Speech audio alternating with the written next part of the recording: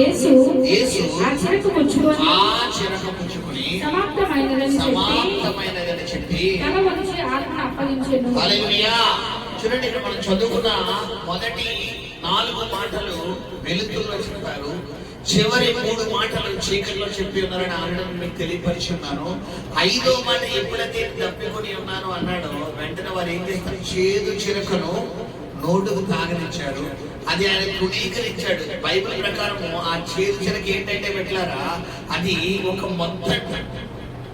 ఆ మత్తు ఎప్పుడైతే వీరికి ఇస్తున్నారో, యేసు ప్రభు వారికి ఆ మత్తు ఇస్తున్నాడో వెంటనే ఆయన గాయాలు ఏమైపోతున్నాడు, మత్తులోకి వెళ్ళిపోయి పెట్టారా తర్వాత ప్రాణం వదిలేస్తారు. కానీ ఆయన చేదు చిరక ఏం చేశాడు, ఆయన తృణీకరించాడు. ఎందుకు తాగలేదంటే, నా బిడ్డలకు నేను మత్తులోకి వెళ్ళిపోయి నేను గాయాలు అనుభవించకూడదు, నేను లైవ్ లో అనుభవించాను, నేను లైవ్ లో అనుభవించాలి. ఖచ్చితంగా నేను నా బిడ్డలు స్వస్థత పొందాలంటే బైబిల్ అయితే యెషయా 53:6 అతను పొందిన దెబ్బల చేత ఎందుకు ఆయన సిలువలో గాయపరచబడ్డాడు, ఎందుకు రక్తము కార్చాడు, ఎందుకు ప్రాణాన్ని సైతం బలిగా ఇచ్చాడు అంటే మనము స్వస్థత పొందు నిమిత్తము. హల్లెలూయా.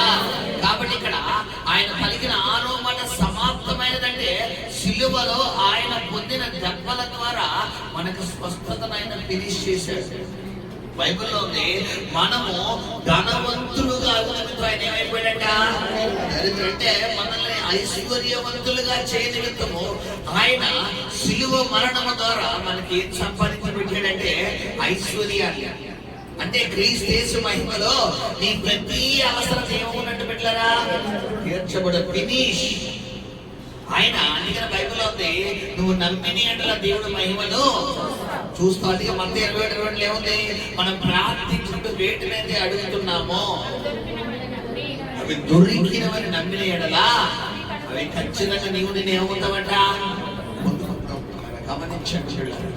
కాబట్టి ఈ రోజు సమాప్తమైనది అనే మాటను నువ్వు తీసుకోవాల్సిన విధానం ఏంటంటే, నీ జీవితంలో నువ్వు ఇప్పుడు అడుగుతున్న ఆరోగ్యం కావచ్చు, అడుగుతున్న ఆశీర్వాదం కావచ్చు, అడుగుతున్న దీవెన కావచ్చు, అడుగుతున్న సమాధానం కావచ్చు, అడుగుతున్న నెమ్మది కావచ్చు, అడుగుతున్న వివాహం కావచ్చు, అడుగుతున్న గర్భఫలం కావచ్చు, అడుగుతున్న బిడ్డలు కావచ్చు, అడుగుతున్న విద్య కావచ్చు, అడుగుతున్న వ్యాపారం కావచ్చు, ఏదైతే అడుగుతున్నా ఆల్రెడీ జీసస్ ఫినిష్ చేసేసాడు, ఆల్రెడీ ఆయన ఇచ్చేసాడు. ఇప్పుడు దాన్ని మనం ఎలా పొందుకోవాలి, నమ్మి పొందుకోవాలి.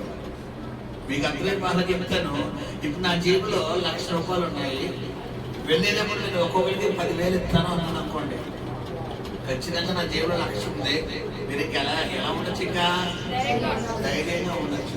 ఎందుకంటే మనిషికి 10,000 ఇస్తారంట, ఖచ్చితంగా మాస్టర్ గారు ఇస్తానంటే ఇస్తానన్నారు. కాబట్టి ఇప్పుడు 10,000 నేను ఇస్తానని చెప్పిన తర్వాత కూడా ఏమో నాకు ఇస్తారో లేదో, ఆ టైంకి ఎవరన్నా వస్తారేమో, అసలు నాకు ఇస్తారంటావా, ఏమో పాస్టర్ గారికి నేను వస్తానా లేదో, ఏమో నాకు ఒకవేళ 5,000 ఇస్తారేమో, అదిగో పాస్టర్ గారికి వాళ్ళు ఎక్కడ కూర్చుని ఎవరో ప్రసన్న కూర్చుంది, ప్రసన్నకి 20,000 ఇచ్చేస్తారేమో, పక్కన రాజీ గారు కూర్చున్నారు ఆవిడ 15,000 ఇస్తారేమో, ఆ పక్కన ఇంకోళ్ళు కూర్చున్నారు ఆవిడ 15,000, వీళ్ళందరూ ఇస్తే నాకు ఏముండదేమో.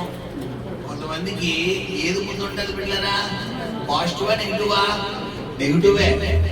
ఎంత పాజిటివ్ మాట్లాడతాం నోట్లకి పాజిటివ్, అది ఏమంటే నెగిటివ్ నెగిటివ్ నెగిటివ్ నెగిటివ్.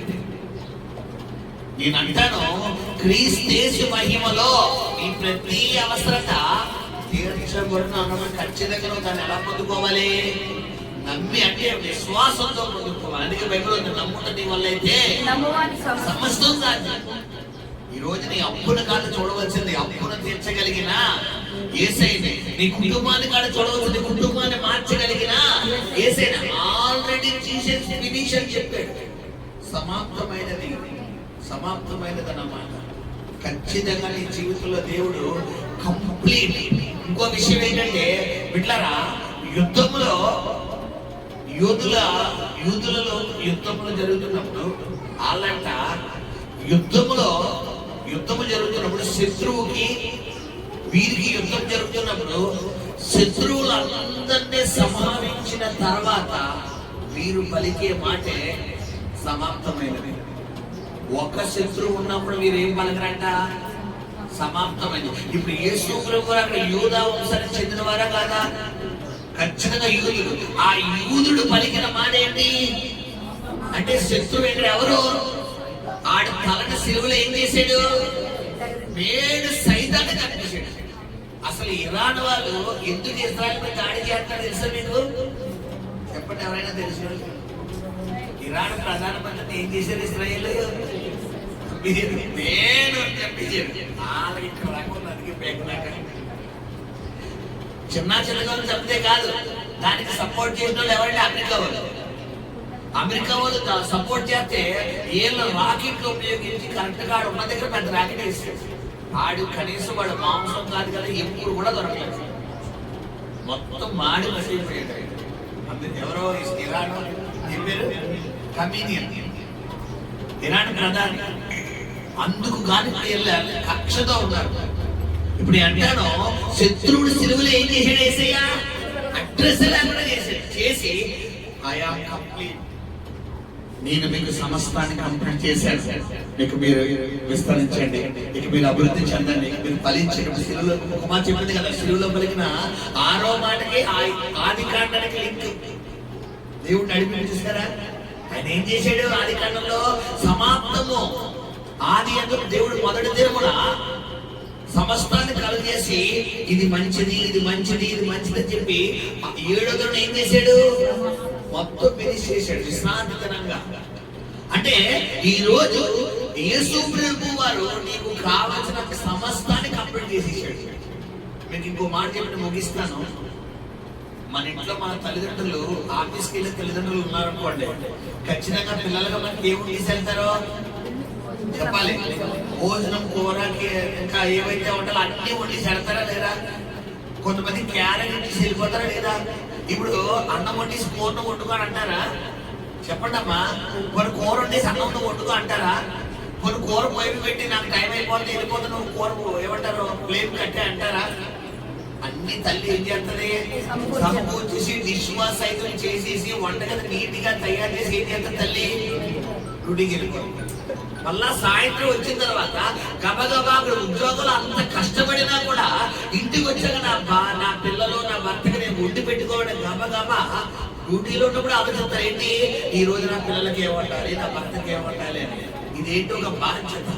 ఇప్పుడు సిలువలో 7 మాటలు పలుకుతూ ఒక్కొక్క మాటను ఆయన మనకి ఎలా చేస్తే బాధ్యతగా రిసీవ్ చేసుకుంటూ 5వ మాట ఆత్మల పట్ల తప్పుకొని ఉన్నాడని చెప్పిన దేవుడే 6వ మాట వచ్చేసరికి నా పిల్లలకి నేను తండ్రి నాకు ఇచ్చిన వాగ్దానాలన్నీ నెరవేర్చి సమాప్తం చేసేసాను అన్నాడు. హల్లెలూయా. నీ ప్రతి అవసరాన్ని ఫినిష్ చేశాడు. హల్లెలూయా. శబ్దంగా స్తోత్రం చెల్లిద్దామా? హల్లెలూయా, హల్లెలూయా.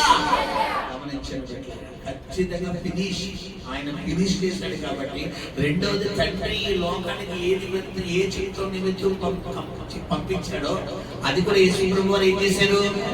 ఫినిష్ చేశాడు. తెగిపోయిన మానవుడికి తెగిపోయిన సంబంధం ఏదైతే ఉందో ఆ సంబంధాన్ని తిరిగి కలిపి మొదటి ఆదాము అవ్వల ద్వారా వీళ్ళ అతిక్రమం ద్వారా మానవులకు సంబంధం ఏమైపోయింది? తెగిపోయింది.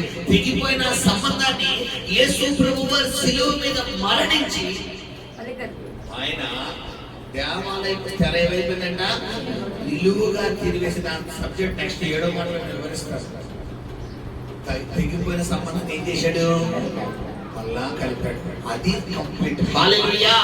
ప్రార్థన చేసుకుందాం. పరిశుద్ధానికి స్తోత్రం. 6వ మాట సైతం ఆయన వివరించడానికి మీ కృపనిచ్చారు. మీకు వందనాలు తండ్రి. లోకానికి మీరు నీ కుమారుడు యేసు ప్రభువు వారి యందు నిమిత్తం మీరు పంపి ఉన్నారు. ఆయన చిత్తముని ఉద్దేశం ఏర్పాటు మీరు నెరవేర్చి ఉన్నారని, అయ్యా ఇదిగో తండ్రి నువ్వు పంపిన ఉద్దేశము లేఖను నెరవేర్చి సమాప్తం చేసి ఉన్నారని మీరు మాతో మాట్లాడారు తండ్రి. మా ప్రతి అవసరత, ప్రతి స్వస్థత, ప్రతి విడుదల, ప్రతి ఆశీర్వాదం అంతా కంప్లీట్ చేశారని మీరు మాకు తెలియపరిచున్నారు. కాబట్టి తండ్రి ఆయన ఈ సమయంలో ఇదిగో నాయన నీ కృపను బట్టి వందనాలు చెల్లిస్తున్నాను. అదేవిధంగా 7వ మాట చెప్పబోతున్న శివాన్ని జ్ఞాపకం చేసుకోండి. నింపడి నీ ఆత్మతో నింపమని తోడే ఉండమని.